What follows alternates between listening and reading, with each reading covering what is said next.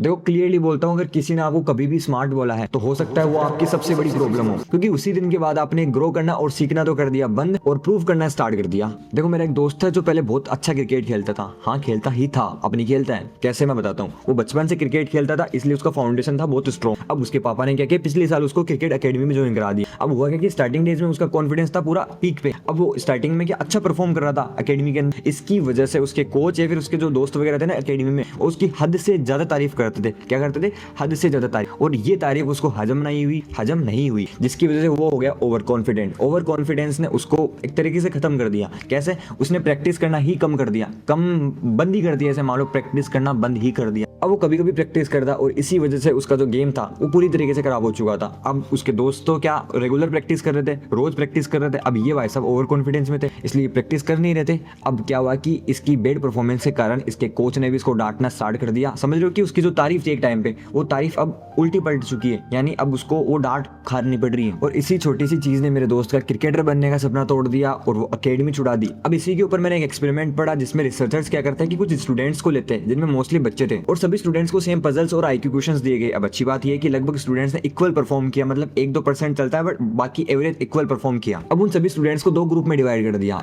Group 1 को बोला गया wow you are really smart, और ग्रुप 2 को बोला गया wow you work really hard.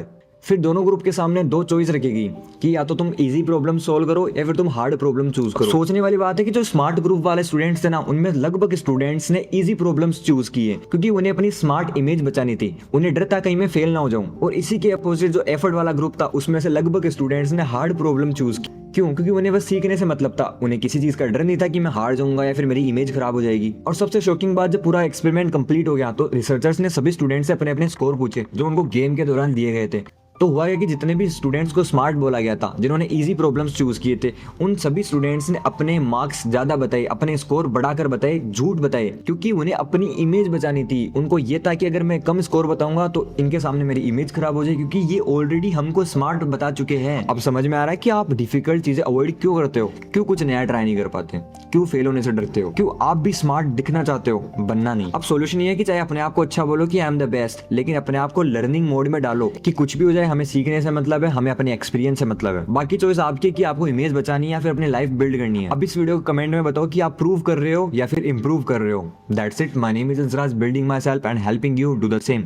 सो इस टाइप की वीडियोस के लिए मेरे को इस चैनल पे कर लो सब्सक्राइब। एंड अपनी कोई प्रॉब्लम है तो अगेन कह रहा हूँ, कमेंट में बता दो क्या करना है क्या नहीं करना।